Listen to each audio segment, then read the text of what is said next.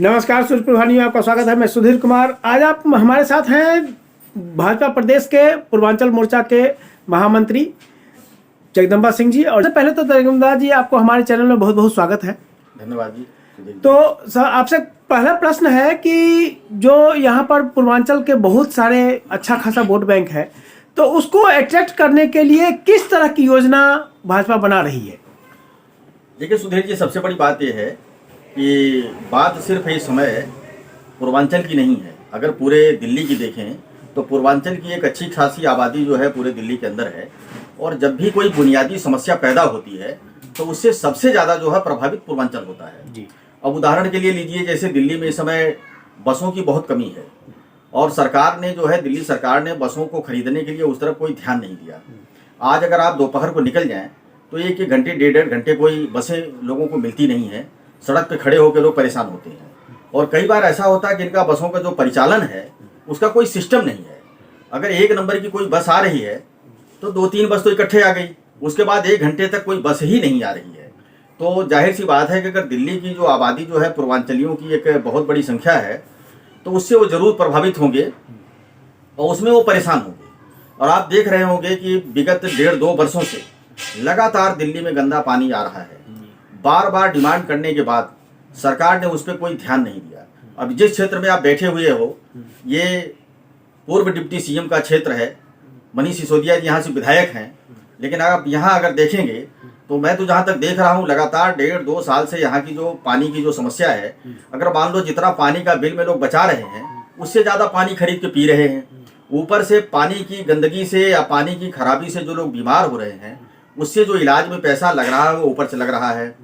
और ये पूरी दुनिया में जो स्वास्थ्य और अपनी शिक्षा का जो डंका बजाते हैं, लेकिन अगर आप देखेंगे एक ही स्कूल इनके पास है, उसी स्कूल को जो भी कोई आता है बार बार दिखाने के लिए लिए जाते हैं। कुछ नहीं इन्होंने किया, सिर्फ रंग रोगन करवाया है, इसके अलावा इन्होंने तो कुछ किया ही नहीं है।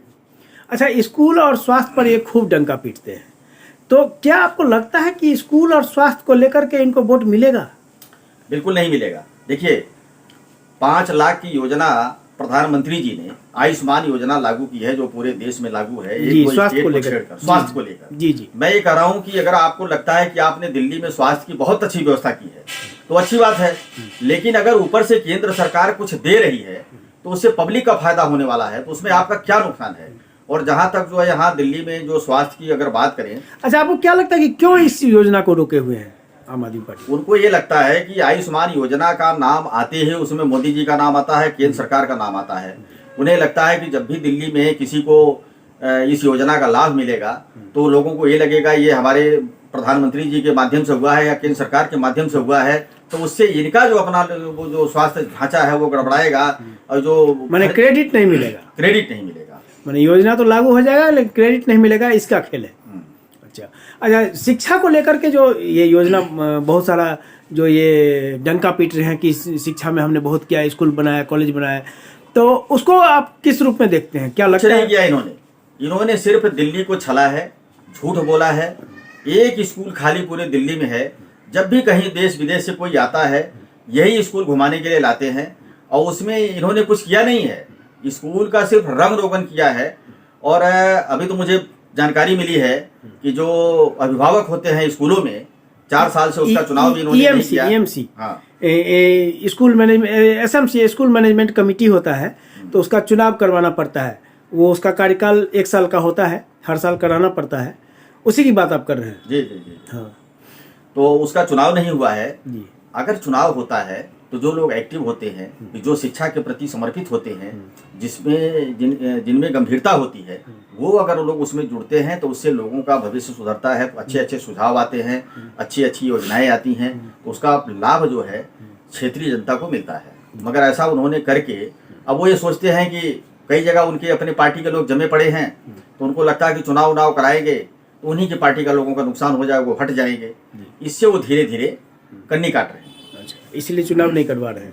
अच्छा, और कई जगह मैंने सुना है कि जो जो स्कूलों में जो मिड डे मील है उसकी भी सही से वितरण नहीं होता है, या ये सब चीज़ जिस पर कि खास करके SMC बोलता था, SMC के लोग उसकी आवाज़ उठाते थे, या बच्चों का प्रैक्टिकल को लेकर के है, या जैसे लड़कियों में सैनिटरी पैड बांटे जाते हैं उसको लेकर के है, तो इस तरह की भी कुछ बात आपके नज़र में है क्या? बिल्कुल है। एसएमसी का चुनाव न कराने का मकसद तो यही सब है ना, कि जो जमे जमाए लोग हैं, तो जाहिर सी बात है उसमें जिन लोगों का सिलेक्शन इन लोगों ने पहले किया था, कि जो लोग इनके ज़्यादातर पार्टी से रिलेटेड थे, अब इन्हें पता है कि दूसरे लोग आएंगे तो सवाल करेंगे, क्वेश्चन करेंगे हमसे, हमें वो सब करना पड़ेगा, वो इनके करना चाहते नहीं हैं। इसके पीछे जो है कहीं न कहीं अपने कार्यकर्ताओं के जो लाभ पहुंचाना चाहते हैं।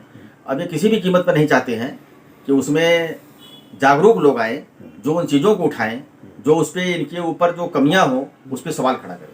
अच्छा, कई जगह देख रहा हूँ मैं कि प्रिंसिपल जो है बहुत दिनों से बैठे हुए हैं, ठीक है। जैसे यहाँ अगर जिस स्कूल की आप बात कर रहे हैं उसके प्रिंसिपल भी मुझे लगता है कि जहाँ तक मैं जान रहा हूँ कि 8-10 साल से वो यहाँ प्रिंसिपल हैं, 7-8 साल से। तो ऐसा लगता है कि कोई इनका आदमी है तो वो जमा हुआ है, बना हुआ है, ऐसा नहीं। देखिए, ऐसा है ना कि ज़्यादातर तो ये क्षेत्रीय डिमांड के ऊपर भी होता है। इसके लिए सरकार की अपनी कोई मतलब कि क्लियर पॉलिसी होनी चाहिए कि कोई कितने दिन तक रहेगा और उसके रहने का क्या आधार होगा। और क्षेत्रीय जनता की जो डिमांड होती है, कई बार होता है कि कुछ लोग बहुत अच्छे होते हैं तो पब्लिक स्वयं चाहती है कि वो वहाँ पे रहें। अच्छा, कुछ लोग अगर उस हिसाब से लोगों की उम्मीदों पे खरा नहीं उतरते हैं तो पब्लिक अगर ये चाहती है कि भाई इनके बजाय कोई और रास्ता विकल्प चुना जाए, लेकिन उसके लिए अगर जो अपनी पॉलिसी होती है, नीतियाँ होती हैं, जब ये ठीक से उस पर इम्प्लीमेंट करेंगे, उसको लागू करेंगे, तभी ये सब हो सकता है।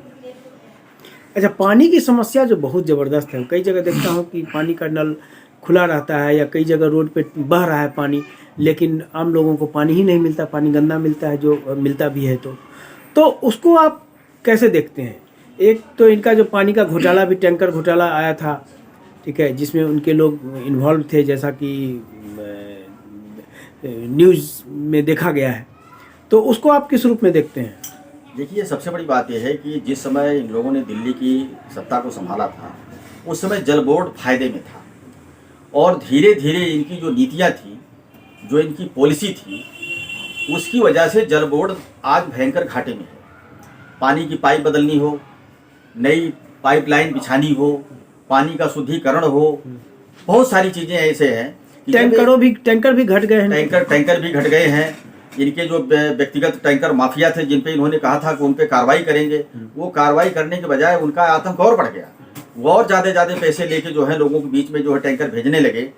तो जब आप ठीक से कोई इम्प्लीमेंट नहीं कर पा रहे हो, जब आप उसमें रेवेन्यू नहीं जनरेट कर पा रहे हो, एक तो पहली बात है कि पानी भी गंदा आ रहा है, पानी की लाइन आप बिछा नहीं पा रहे हो, पानी जो टूटी फूटी है, कुछ जगह तो ऐसे आप देखेंगे कि पानी की पाइपें जो हैं बीच में फट चुकी हैं और वो नालियों के नीचे से जा रही है। मतलब नाली का जो गंदा पानी है वो पानी में पाइप के माध्यम से लोगों के घरों में आ रहा है, जिससे आप समझ लीजिए कि अगर उस तरीके का लोग पानी यूज करेंगे तो उनका क्या होगा और कैसे उनकी किडनी और उनका पेट ठीक रहेगा या किस तरीके से वो स्वस्थ रहेंगे। लोगों को ये सोचना पड़ेगा कि भाई आप अगर थोड़ा सा पैसा बचाने के लिए अगर अपने आप को जोखिम में डाल रहे हो, बीमारी में डाल रहे हो, अपने जीवन से साथ खिलवाड़ कर रहे हो, तो ये कितने दिन चल पाएगा।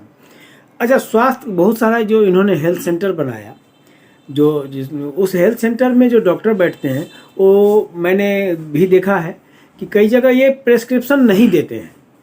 इसका क्या मामला है? देखिए, पहली बात यह है कि इन्होंने जो बनाया है उसमें अलग से कोई बुनियादी ढांचा नहीं खड़ा किया है। पहले जो डिस्पेंसरियां बनी हुई थी, उन्हीं डिस्पेंसरी में से डॉक्टर बुला के जो है ये मोहल्ला क्लिनिक में बैठा लेते हैं। अच्छा, दिल्ली में आप अगर मोहल्ला क्लिनिक का सर्वे करोगे, बहुत जगह जो मोहल्ला क्लिनिक ऐसे हैं कि जहाँ पे आपको कुत्ते हुए उसमें बैठे मिलेंगे, गधे मिलेंगे घूमते हुए, नशेड़ियों का अड्डा बना हुआ है, या वहाँ कुछ होता नहीं है। इन्होंने पूरे दुनिया के सामने तो ये फेमस किया, हमने मोहल्ला क्लिनिक बनाया है, अपने आप को एक स्वास्थ्य का ढांचा बढ़िया बना दिया था, सब ढांचा बढ़ा दिया, सब कुछ बना दिया। डॉक्टर आपके पास, आपने स्टाफ प्रॉपर है नहीं, दवाइयाँ आपके पास है नहीं, आपका सिस्टम कोई है नहीं। अब आप एक कोठी से कुछ उठा के सामान दूसरी कोठी में रख दें तो उसे कोई अच्छा स्वास्थ्य ढांचा थोड़े कहा जाएगा। तो जो डिस्पेंसरी के डॉक्टर होते थे उन्हीं को तो ये बुलाते हैं, इनके पास है कहाँ अपना कुछ। इन्होंने उस पर ध्यान भी नहीं दिया, सिर्फ इन्होंने मैनेजमेंट के खेल के माध्यम से, पीआर के माध्यम से अपना प्रचार किया। लेकिन उसका भी एक सीमा होती है। वो सारा जो इनका जो एक जादू था, काला जादू भी कह सकते हैं उसे, वो सब खत्म हो चुका है, टूट चुका है। अब वो काला जादू उल्टा इन्हीं के ऊपर वार कर रहा है। मतलब आम आदमी पार्टी का जो तिलिस्म है वो अब जनता से में ख़त्म हो चुका है। और छठ पूजा जो हुआ, जो पूर्वांचलियों का मेन बहुत ही यहाँ श्रद्धा से मनाया जाता है, तो ऐसी इस बार छठ की पूजा बहुत जगह जमुना जी में नहीं मनाया गया, इसका क्या कारण मानते हैं आप? बहुत जगह नहीं, कहीं नहीं मनाया गया यमुना जी के किनारे। और इन लोगों ने एक ऐसा प्रचार किया कि यमुना जी में पूजा, छठ पूजा करने के लिए सरकार का रोक है। ऐसी कोई बात नहीं है। 2015 में एनजीटी ने सवाल पूछा था कि भाई यमुना जी की क्या स्थिति है। एनजीटी का जो आदेश है वो ये है कि आप जो सावधानी बरतते हुए पर्यावरण प्रदूषण को रोकने के लिए जो एहतियात बरतनी होती है उसे बरतते हुए आप कुछ करिए। अब इन्हें ये लगता है कि लोग यमुना जी में जब आएंगे, यमुना जी गंदी होंगी, तो जब देखेंगे लोग तो दिल्ली सरकार को कोसना शुरू कर देंगे। तो जब लोग कोसेंगे तो इनको डर लगेगा, फिर इनका अपना आधार कम होगा। यमुना की असली, अगर आप चाहते, ठीक है मान लिया कोई भी आपके सामने बाध्यता हो सकती, कानूनी बाध्यता कुछ होती, लेकिन आप आगे तो बढ़ते। भाई इतना बड़ा पर्व है, बहते पानी में छठ पूजा का बहुत महत्व। इन्होंने तो वादा भी किया था जनता से कि हम यमुना के पानी को स्वच्छ कर देंगे। वादा तो इन्होंने बहुत कुछ कहा था। इन्होंने कहा कि 2024 में जो है लोग यमुना में डुबकी लगाएंगे। और हमारे दिल्ली प्रदेश के अध्यक्ष है वीरेंद्र सचदेवा जी जब डुबकी लगाए, इसके बाद उनको दुनिया स्किन प्रॉब्लम और सांस लेने में प्रॉब्लम आई, तो इनके नेता कहने लगे कि उन्हें यमुना जी में जाने की क्या जरूरत थी। मैं ये कह रहा हूँ कि यमुना में छठ पूजा कराने की अगर आपकी इच्छा थी तो आप बढ़ते, आप एनजीटी के पास जाते, केंद्र सरकार के पास जाते, एलजी से बात करते। अच्छा, ऐसा भी इस बार हुआ है क्या कि जो जितना फंडिंग ये लोग छठ पूजा के लिए विभिन्न संस्थाओं को करते थे, जहाँ जहाँ छठ पूजा होती है, तो इस बार ऐसा भी देखा गया कि इस बार कम फंडिंग किया गया सरकार की तरफ से, दिल्ली सरकार की तरफ से? ऐसा फंडिंग का मतलब ये है कि अब डायरेक्ट तो संस्था को पैसा मिलता नहीं है जी, जो जो सुविधाएं मिलती हैं तो ये सुविधाएं अपने हिसाब से ये लोग घाटों को घटा लेते हैं, बढ़ा लेते हैं। भाई टेंडर कम कर देते हैं, कभी ज़्यादा कर देते हैं, तो व्यक्तिगत रूप से पैसा नहीं मिलता किसी को। हाँ, पहले इनके कुछ विधायक थे कि जो बाढ़ नियंत्रण विभाग का जो है चेकों लोग बांटते थे, लेकिन बीजेपी ने बहुत इसके स्ट्रांग विरोध किया था इसका। और लोगों ने कहा था कि भाई जो कुछ हो लीगल हो और इस तरीके से ना हो, जो कुछ हो संस्थाओं के माध्यम से हो, और संस्थाएं की हैं। हाँ, एक बात और आपको बता दूं कि इस बार दिल्ली के करीब 50 से ऊपर घाटों पे जो हमारा केंद्रीय भारत सरकार को जो संस्कृति मंत्रालय है उसके तरफ से जो है सांस्कृतिक कार्यक्रम करवाए गए थे। और एलजी महोदय ने दिल्ली प्रधानमंत्री जी के इच्छा के अनुरूप, दिल्ली भाजपा के अनुरूप, जो फंडिंग दिल्ली सरकार को करना चाहिए था वो संस्कृति मंत्रालय ने करके पूरा किया। संस्कृति मंत्रालय का जो वो भारत सरकार टीम आई थी, फंड नहीं आया था जी। संस्कृति मंत्रालय की तरफ से दिल्ली के करीब 50 से अधिक घाटों पे टीम आई थी उनकी, उन्होंने सांस्कृतिक कार्यक्रम किया। अच्छा। तो एक तरीके से ये बहुत बड़ी उपलब्धि थी जी जी, ऐसा ये पहली बार हुआ है। और बहुत अच्छी बात आपने कहा जगदम्बा जी। तो अब हम लोग इजाज़त चाहते हैं और